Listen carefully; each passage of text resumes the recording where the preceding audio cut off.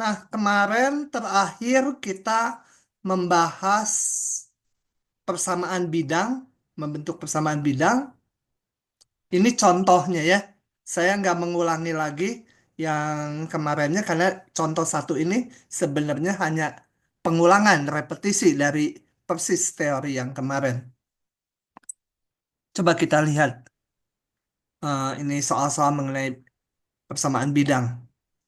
Misalkan P ini sebuah titik dengan koordinat ini dan Q koordinatnya ini. Tentunya kalau tiga komponen dia di ruang ya, di R3. Tentukan persamaan bidang yang melalui titik P dan tegak lurus terhadap vektor PQ. Nah, kalau udah menyangkut soal-soal vektor, kalian tuh harus bisa mengilustrasikannya, nggak usah menggambar di koordinat dan persis itu ya.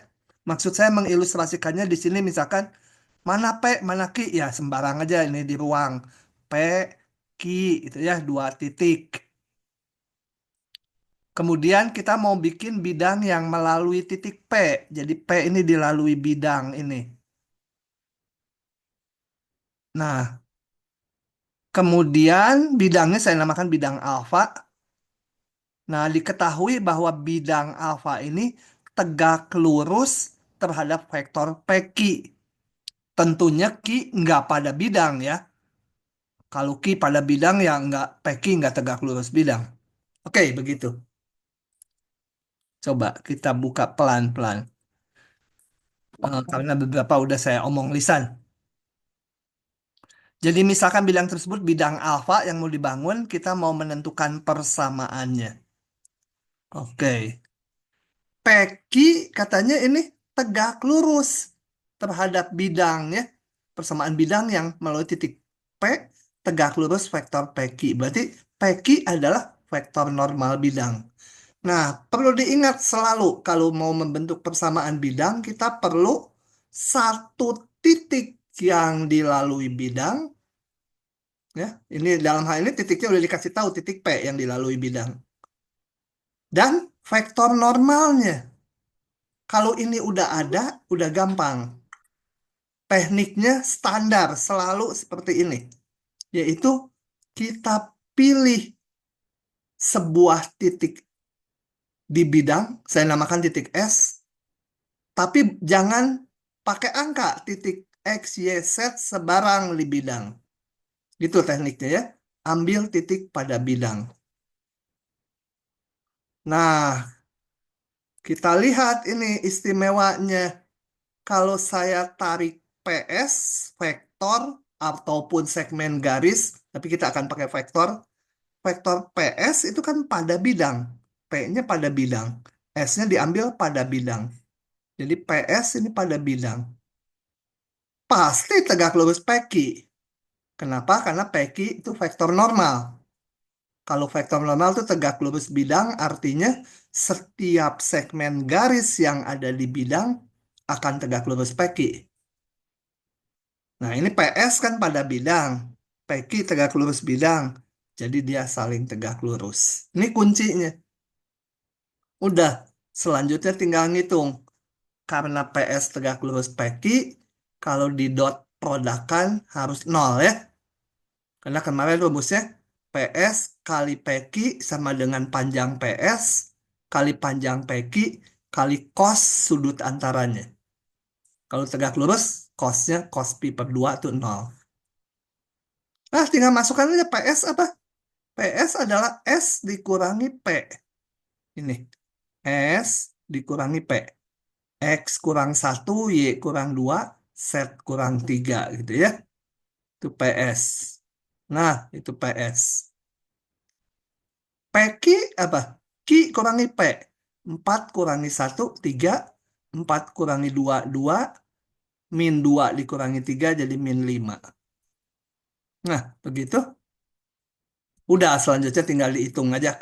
Di dot produkan, nongol persamaan bidangnya. Selalu gitu ya. Jadi kalau mau membentuk persamaan bidang harus tahu satu titik. Satu titik yang dilalui bidang dan harus punya vektor normal. Vektor normalnya nggak Ya, harus ya. berpangkal di P ya. Nah, belajar ngaji. Di soal ini vektor normalnya di P, nggak apa-apa. Mau belajar dulu. Jangan ngobrol, ganggu kuliah. Oke, begitu. Kalau ada pertanyaan silahkan. Kalau enggak, saya membahas soal kedua. Oke. Tentukan sudut antara bidang ini dengan bidang ini. Coba sebentar nanya dulu. Bidang yang pertama vektor normalnya berapa?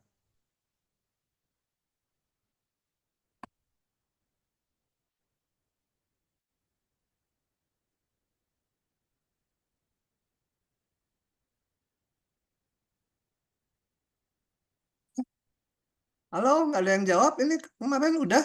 Ini vektor normalnya berapa? 3-47. Nah, tinggal koefisien X, Y, Z-nya aja ya. 3-47. Jadi, kalau ini bidang pertama itu bidang yang biru, maka yang pertama yang merah aja lah. Yang merah, maka vektor normalnya ini 3-4, 7 ya. Oke, bidang yang kedua, 2-4, 3. Ini vektor normalnya. Coba kita lihat. Nah, yang dimaksud sudut antara dua bidang, itu adalah sudut antara kedua vektor normalnya. Ya. Gambar saya ini nggak bagus. Agak nggak kelihatan ini nih kata-kata ini.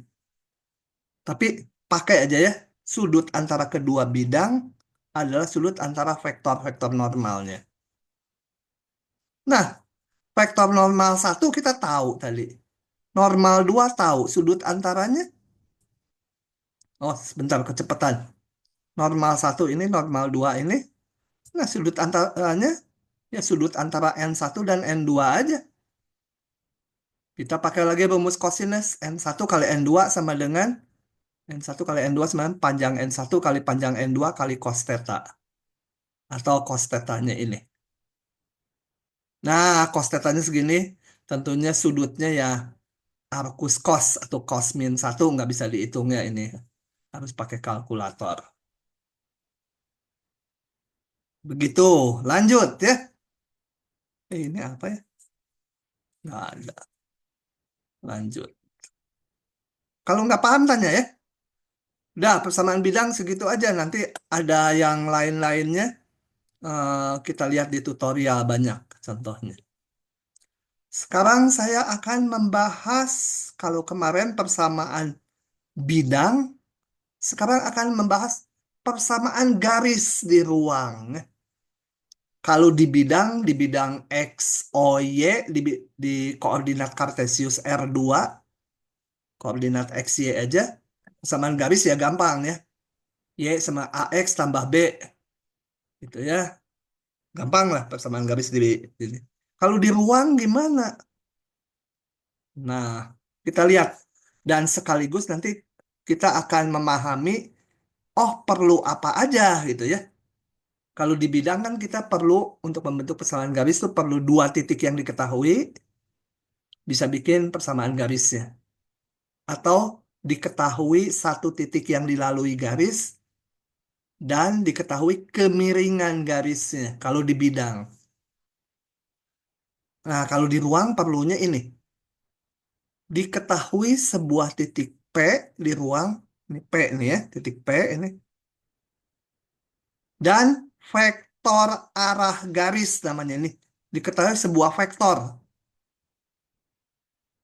Nah, akan ditentukan persamaan garis yang melalui P ini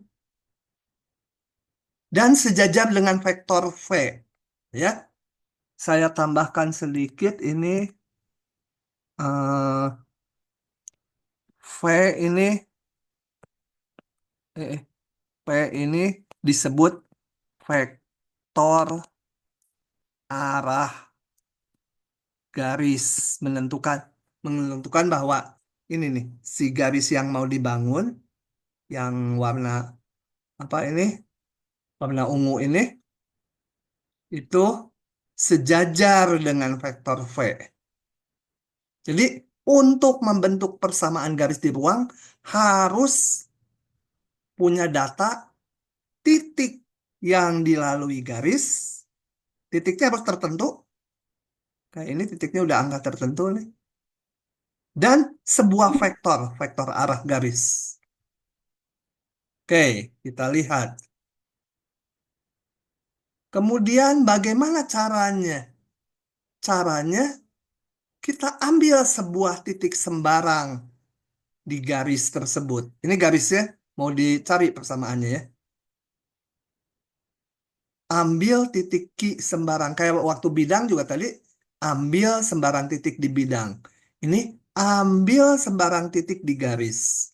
Sebutlah titik Q. Q belum ada angkanya, karena X, Y, Z, Q itu bisa di sini, bisa di sini, bisa di sini, pokoknya di garis aja. Jadi notasinya X, Y, Z, sembarang titik di garis. Nah, yang istimewa kita lihat, maka vektor PQ dengan vektor V sejajar ya. Tuh. Karena kan garisnya dibuat ini searah dengan vektor V.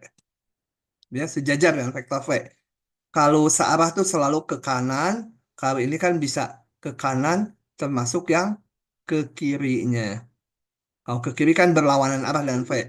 Kalau sejajar itu bisa searah atau berlawanan. Muhammad Aditya. Nah, Maaf, maaf, maaf. Aku udah mati. nah, V sejajar dengan PQ. Kalau dua buah vektor sejajar, maka yang satu itu nilainya kelipatan yang lain ya. Meskipun ini di gambar ini saya vektor V dengan vektor PQ-nya terpisah, tapi kan vektor tuh kalau digeser-geser, asal arah dan panjangnya sama, dia sama aja. Jadi kalau vektor V saya geserkan ke garis yang merah, nah maka vektor V kelipatan vektor PQ.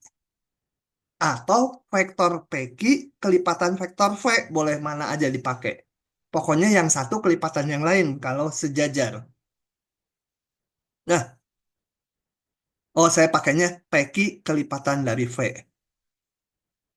Nah, tinggal dihitung aja PQ berapa. PQ ini X min X0, Y min Y0, Z min Z0. Masukkan PQ-nya. Sorry, sebelum belum dimasukkan. Kalau PQ kelipatan dari V, artinya PQ sama dengan sekian kali V. Sekiannya ya berapa? Ini tergantung bilangan real ya. Bisa dua kalinya, bisa tiga kalinya tergantung Q-nya di garis ini. Bisa min dua kalinya boleh negatif juga. Kalau sejajar kan bisa searah, bisa berlawanan. Nah ini kuncinya. PQ kelipatan V. Sekarang baru dihitung. PQ-nya tadi yang saya sebut X min X0, Y min Y0, Z min Z0, ya titik Q kurangi titik P. Sama dengan skalar gitu ya, kali vektor V-nya diketahui. Jadi harus punya titik yang dilalui dan punya vektor V, vektor arah garis. Udah selanjutnya tinggal hitung aja. Dapat gini, X min 0, min X0, TA. Y min Y0, TB. Z min Z0, TC. Gitu ya. Oke? Nah, ini persamaan garisnya bentuknya gini. Agak agak berbeda dengan yang di bidang ya.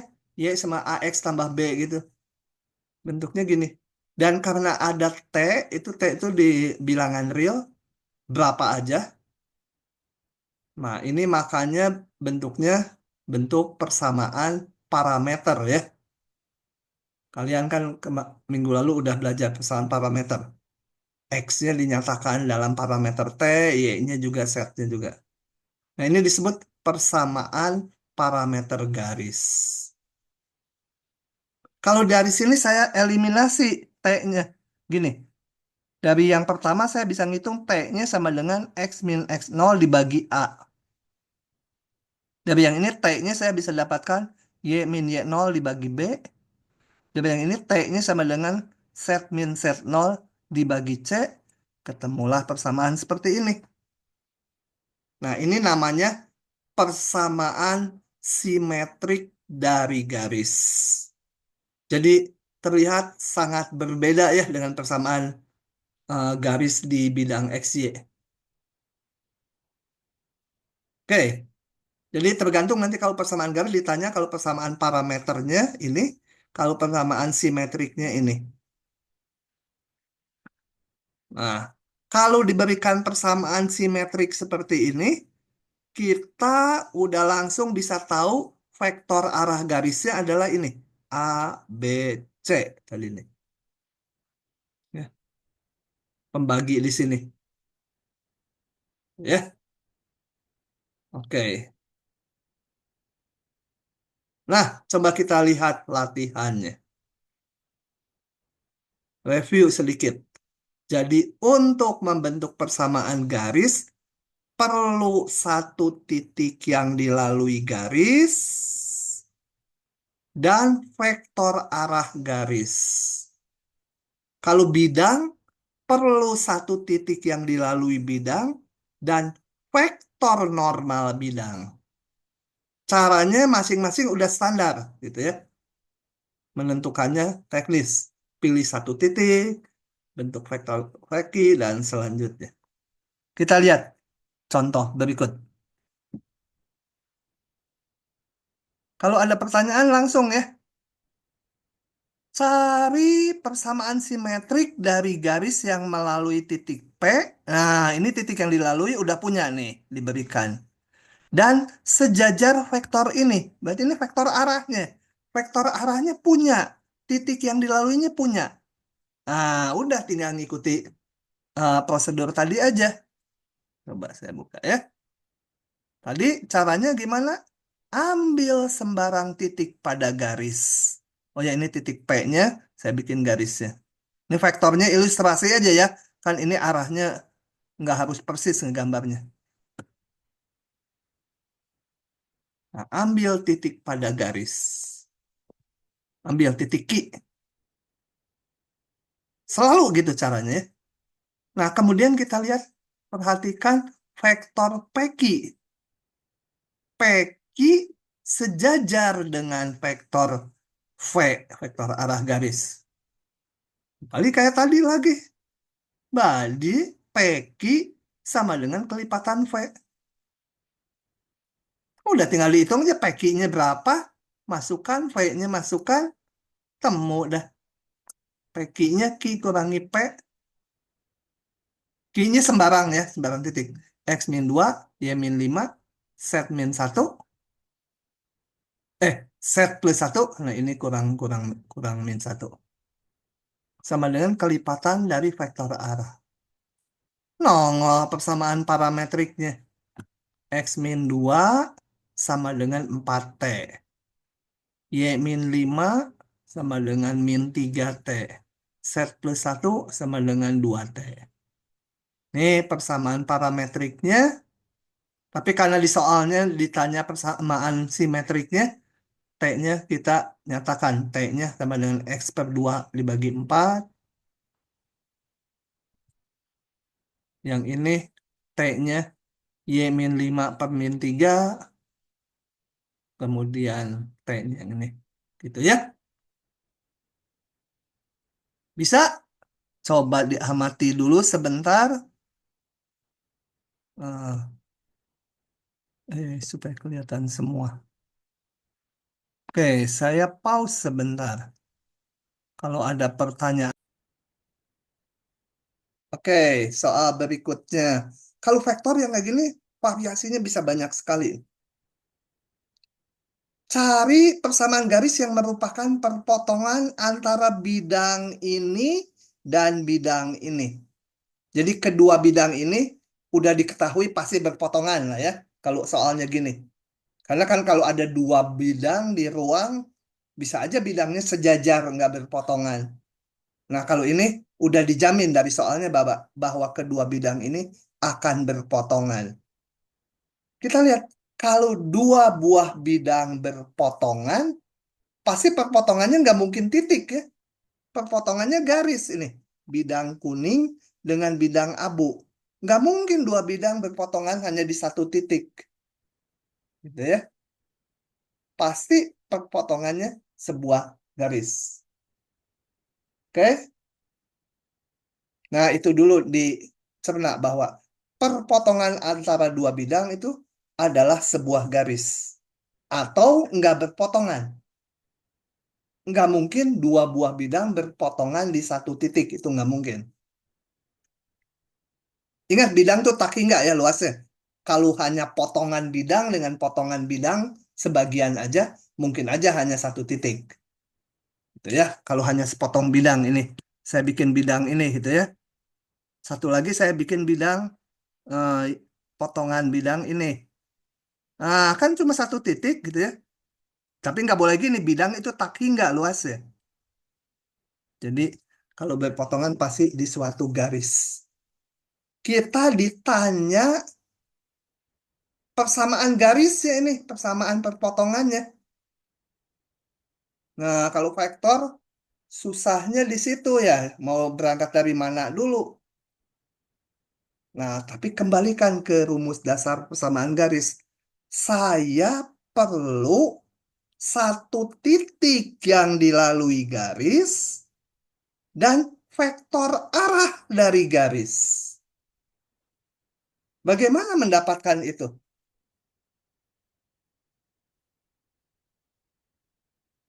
Ada yang punya usul?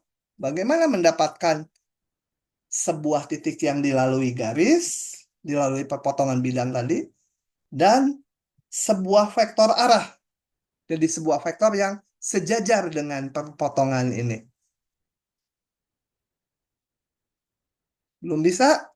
Oke, kalau belum bisa kita buka pelan-pelan. Oh, ini dihapus aja, ngapain digeser? Nggak mau dihapus dia. Kok nggak mau dihapus? Mau.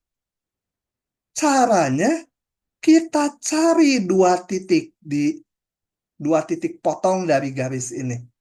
Dari sekutu antara dua bidang ini. Tadi kan dua bidang ini perpotongannya garis, kita cari dua titik potongnya. Garisnya belum tahu, karena itu makan mau dibentuk persamaannya. Tapi mencari dua titik potong antara kedua bidang itu gampang nanti di bawahnya ya. Maka kalau kita udah mendapatkan dua titik potong ini, tertentu angkanya, P dan Q ini tertentu, maka saya udah punya titik yang dilalui garis adalah P, boleh juga yang Q ya, saya pakai yang P. Vektor arahnya adalah vektor PQ. Jadi kenapa dicari dua gitu ya? Eh, Oke. Ya, jangan ngobrol, jangan ngobrol. Sebentar. Nah, bagaimana mendapatkan dua titik potong antara dua bidang? Ya kita eliminasi lah salah satu variabelnya. Kita mau mencari berapa titik potongnya. Titik potongnya banyak karena berupa garis. Dari sini saya mau eliminasi dulu. Eliminasi variabel X-nya aja. Jadi yang bidang kedua tetap, bidang ke satu saya kali dua, kedua ruas. Kurangi, yang bawah kurangi yang atas ya. 5 dikurangi min 2 jadi 7Y, 4 dikurangi 10, 14 set, 28 dikurangi 2, min 28 jadi 56. Nah, dari sini saya punya persamaan bagi 7 semua ini. Nah, gimana menentukan titiknya? Ini ada satu persamaan dengan dua bilangan nggak diketahui. Enak, berarti banyak jawabnya. Ambil aja sembarang bilangannya. Y-nya atau setnya. Saya ambil Y-nya 0. Maka setnya 4 ya. Setnya 4. X-nya berapa? Harus memenuhi yang ini atau yang ini sama aja. Masukkan ke sini. Y-nya 0, X setnya 4, X-nya dihitung, didapatlah X-nya 3. Ya, jadi titik potong pertama adalah 304. Paham ya mencari titik potongnya gitu? Sekali lagi, karena ini kan banyak titik potongnya tuh. Saya hanya perlu 2 aja. Masukkan lagi Y2. Sekarang Y2 berapa saya pilih? Saya pilih Y2 8. Kenapa saya pilih 8? Supaya gampang, jadi setnya 0. Setnya 0. X-nya berapa? Harus memenuhi ini. Juga harus memenuhi atas ya, sama aja. Memenuhi ini berarti X-nya kita hitung didapat ini titiknya. Nah, ya. Jadi ini X itu dapat dari salah satu persamaan ini aja setelah Y dan Z-nya didapat. Nah, oke. Udah dapat titik PQ.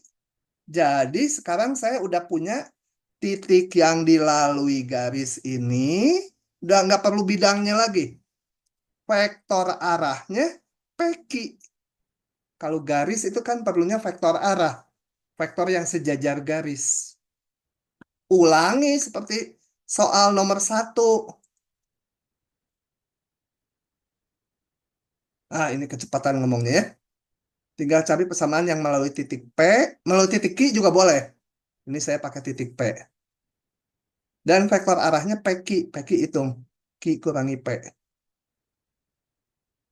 Oh, udah tinggal hitung saja.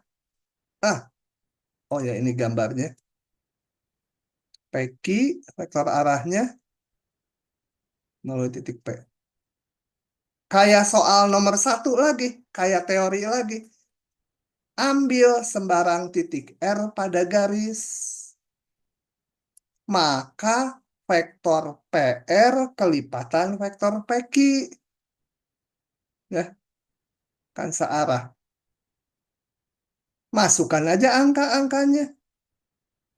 PR, R kurangi P. R ini dikurangi P ini. Ini dapatnya ya.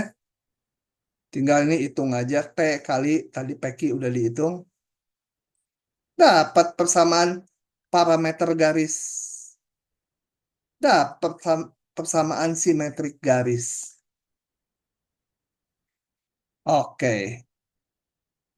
So, dilihat dulu. eh, Kalau tidak paham, tanya ya. Gitu. Saya pause sebentar supaya kalian menghayatinya. Nah, persamaan garis udah dulu. Nanti banyak variasinya. Di tutorial ada yang susah-susah. Apakah nanti diberikan 2 persamaan garis gitu di ruang? Apakah dia berpotongan? Gimana menentukannya? Nah, oke lah. Tapi yang terlalu susah nanti nggak akan saya bahas. Di ujian juga nggak keluar. Hasil, sekarang kita meningkat ke yang namanya hasil kali silang. Ini yang nanti kalian perlu pensil, perlu pen dan kertas, karena harus ngitung bentar lagi. Ngitungnya berguna, karena nanti kalian menyadari, oh ternyata punya sifat gini ya, gitu. Kalau nggak melakukannya sendiri, nggak tahu nanti. Hasil kali silang, jadi yang kemarin udah ada apa hasil kali titik atau inner product atau dot product antara 2 vektor. Sekarang ada yang namanya hasil kali silang cross product. Tapi kalau cross product hanya untuk vektor yang eh, di ruang ya, komponennya 3. Kalau komponennya 2 nggak ada cross product. Nah, misalkan U ini vektor dan komponen ini, V vektor komponennya ini, hasil kali silang itu didefinisikan sebagai berikut. Nulisnya gini, U kali V. Nah, ngitungnya dia sama dengan determinan. Ngitung determinannya nanti sebentar saya jelaskan. Ini ditulis gini, IJK. IJK ini vektor satuan. Kemarin udah dibahas. Ini vektor 100, 010, 001 gitu ya. Kemudian U, kemudian V. Jangan terbalik. Kalau U kali V harus U, V. Gitu ya. Kalau kita nulisnya V dulu, baru U, itu berarti V kali U. Di hasil kali silang nanti kemungkinan beda hasilnya. Kalau hasil kali titik sih komutatif. Nah, ngitung determinannya, kalian bisa pakai yang cara Sorus, ini dikalikan, ditambah ini dikalikan, yang 3 biji kalikan, dikurangi yang ke sini, tapi saya nggak akan ajarkan yang itu. Kalau mau dipakai juga boleh di ujian. Saya pakai yang namanya ekspansi Laplace atau ekspansi kofaktor, ngitungnya gini. Nggak perlu teori khusus, kalian ikuti aja ya, karena hanya matriks kali 3, 3 kali 3 aja. Ini yang pertama kita iris yang I, ya. Yang I ini kita iris gini, seolah baris 1 dan kolom 1 saya hapus. Nah, tinggal ini. Ini kita hitung determinannya. Matriks 2 kali 2 tinggal ini kali ini, dikurangi ini kali ini. Dikalikan I, suku yang ini. Hasilnya. Ditambah, sekarang ini yang diiriskan yang J. Ya, yang J. Nah, tapi kalau yang J itu ininya minus, minus J. Ya. Kemudian ini yang ini baris ini dihapus, kolom ini dihapus, tinggal ini. Determinannya dihitung ini. U1 V3 dikurangi U3 V1. Tapi minus ya yang ini. Nanti yang ketiga, yang K, positif lagi. Tinggal U1 V2 dikurangi U2 V1. Gitu ya. Jadi jangan diapalin ininya, yang diapalin pola di sininya ya. Ini kan gampang. Kalau ngapalin ininya ya setengah mati. Coba saya mau minta kalian sekarang kalau diberikan sama saya U-nya ini vektor 1, 2, -3, V-nya sama dengan, supaya nggak habis tempat saya tulis di kiri, di kanannya, katakan -2,1,4. Nah, hitung sekarang U kali V dan V kali U. Jangan. Eh, U kali V aja. Coba hitung U kali V. Hitung kayak gini. Bikin ini. So, saya pause dulu. Dalam waktu berapa? 3 menit ya. Nah, ini kalau U sekian V sekian, maka U cross V masuk ke rumus yang atas. Udah dihitung tadi, dapat sekian. Ya, di sini nggak dilihatkan detail ngitungnya, ya ikuti aja rumus ini atau langsung masukkan ke sini. Kemudian kalau hasil cross product ini hasil U kali V ini, saya dot produkkan dengan U, ini U-nya di depan atau di belakang sama aja karena hasil kali titik itu komutatif. Dapat 0. Kalau dikali V juga dapat 0. Artinya apa? Artinya U cross V itu tegak lurus terhadap U, betul? Ya. Kan dua vektor saling tegak lurus bila dikalikan hasilnya 0. U kali V juga hasilnya tegak lurus terhadap V. Ini. Nah, makanya saya punya ini. U kali V tegak lurus U kali V juga tegak lurus V. Gitu ya. Tapi ini kan pakai contoh angka. Kalau mau pakai bukti umum, ya ininya nggak boleh angka. Kita tulis X, Y, apa, A, B, C. Yang ini misalkan P, Q, R. Hitung juga, cuma ada P, Q, R-nya, ada A, B, C-nya di sini. Tapi akan dapat gini juga. Jadi ingat, U kali V itu tegak lurus terhadap U, tegak lurus terhadap V. Nah, ya, kalau ini tadi saya dibalik, ngitung ini dulu. Kalau di sini teoremanya dulu muncul, akibatnya ini. Ini perlu nanti. Selain itu, U, V, dan U kali V membentuk right-handed triple itu artinya gini. Nah, kalau ini vektor U di ruang ya, ini vektor V, gitu. Kayak waktu membahas koordinat R3. Ini artinya kalau U dikalikan V, ini U kali V,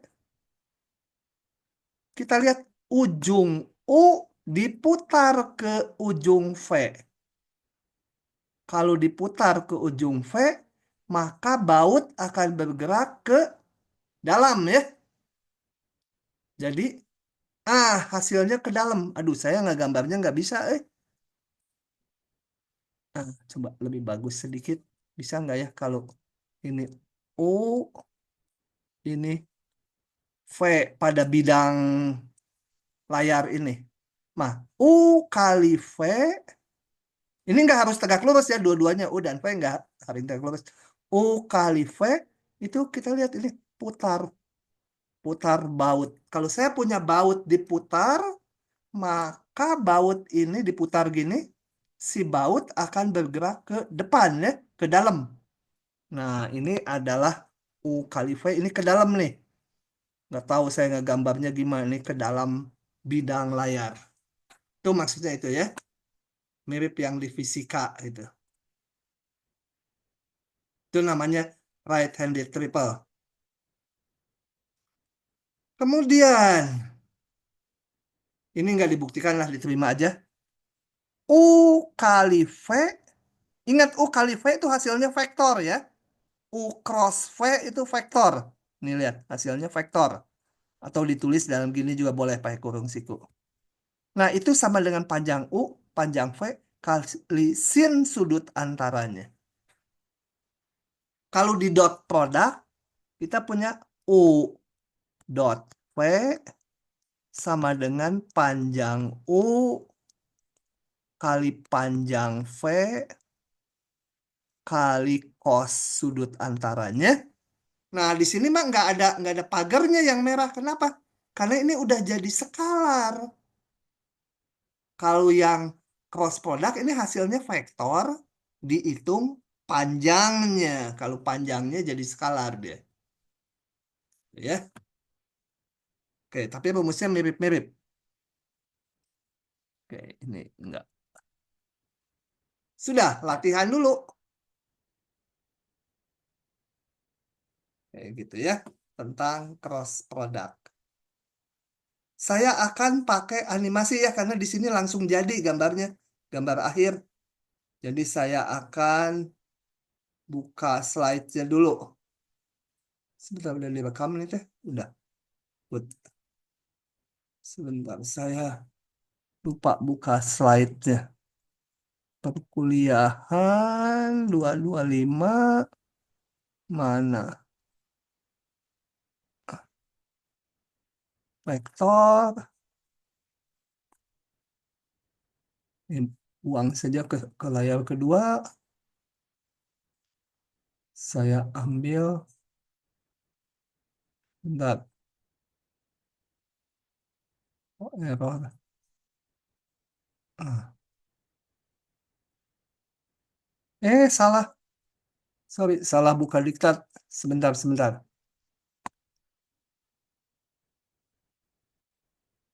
Ih, bentar ya. Ini dia. Teng nong muncul. Kita lihat yang soal hasil kali silang ya di bawah pastinya. Ini. Nah, ini dia. Bentar. Ininya kok ngepas gini ya, nggak apa-apa lah. Gitu. Ini sama sebenarnya dengan yang di OneNote-nya, tapi saya menjelaskannya ini saya copy dari yang jawaban saya.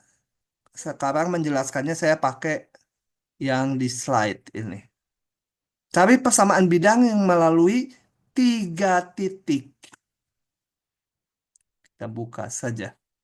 Tentukan persamaan bidang melalui 3 titik. Ilustrasi aja titiknya ya. Nah, ingat, kalau mau membentuk persamaan bidang, kita kembali ingat-ingat di depan. Perlu 1 titik yang dilalui bidang. Ini ada 3 titik, ya pakai aja salah satu. Yang P misalkan ya. Udah ada titik yang dilalui bidang. Dan vektor normal. Vektor normal tuh vektor yang tegak lurus bidang. Nah, gimana mendapatkannya? Oke, coba kita lihat. Saya hubungkan PQ menjadi vektor U dan PR vektor V. Bidangnya melalui PQR. Vektor normalnya mana? Vektor normalnya adalah vektor yang harus tegak lurus bidang. Berarti tegak lurus vektor U juga tegak lurus vektor V. Mendapatkannya tinggal ini aja di cross product kan.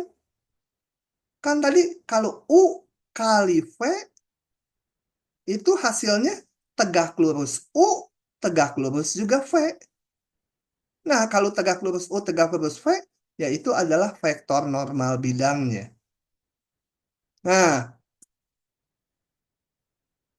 kita hitung U kali V, saya namakan N hasilnya.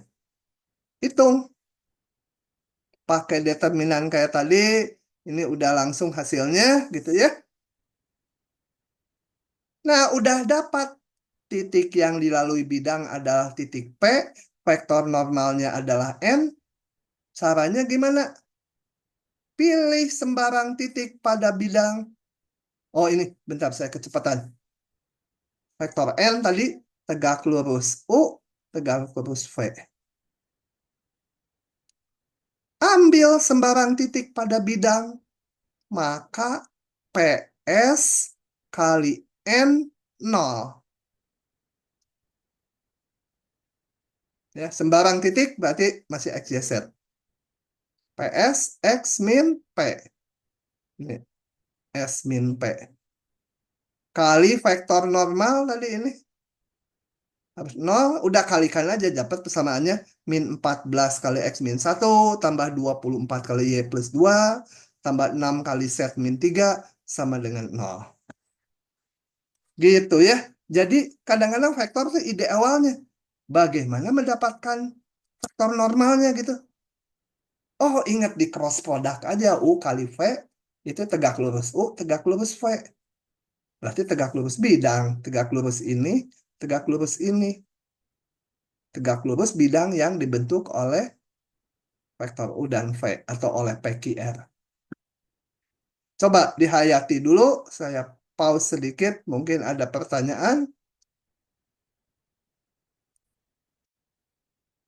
Tadi pertanyaannya udah. Nggak kita rekam pertanyaannya. Ini saya tutup. Balik lagi ke OneNote saya. Nah, ini sama tulisannya dengan yang tadi, cuma kalau yang tadi kan prosesnya saya gambar.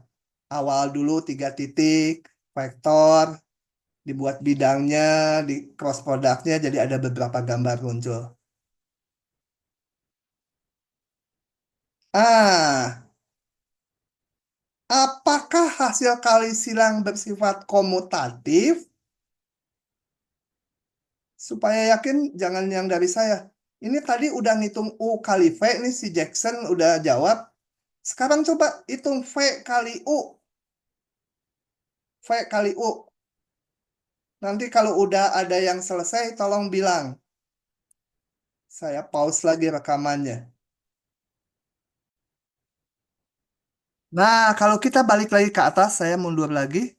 Tadi kita udah ngitung U kali V sekian.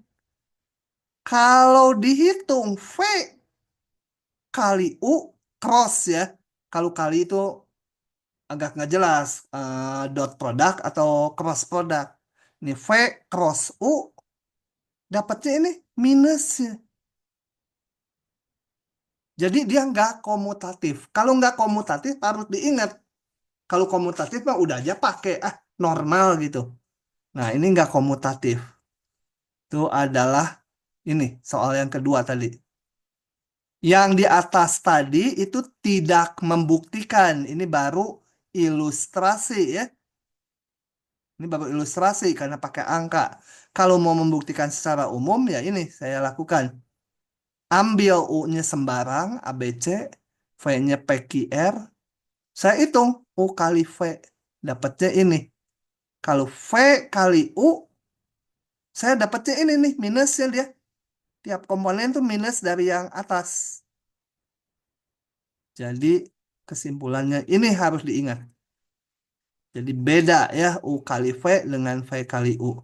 Sebenarnya kalau gambar tadi right triple handednya sih gini. Kalau ini U, ini V, U diputar ke V. U putar ke V, si baut maju ya ke dalam dinding. Saya gambar ini maju ke sana ke dalam dinding. Ini U kali V. Ini ke dalam dinding nih ya. Aduh saya kan nggak kelihatan gambarnya. Nggak bisa saya gambar bagus. Nah kalau V kali U lawannya ke arah kita ke muka. Gitu ya. Panjangnya sama. Panjang U kali V dan V kali U. Eits. Nah sebentar. Kegeser. Nah, satu rumus lagi yang nanti nggak saya berikan contoh, nanti di tutorial aja gitu ya. Jadi ini nih, U kali V itu minus V kali U. Yang lainnya ini normal. Jadi kalau normal nggak usah diapalin. U kali V ya UV tambah UW. Ini normal, konstanta, kali nol juga normal. Kali kali ini juga asosiatif gitu ya, bisa dikelompokkan mana aja. Jadi yang lainnya normal, yang ini aja nih hati-hati. Kalau ditukar urutan vektornya jadi minus ya. Baik, hari ini kita sampai situ dulu. Sebenarnya agak ketinggalan bahannya karena harusnya udah tutorial bahas hari ini. Tapi ya udah teorinya dulu habisin nanti Selasa kita tutorial.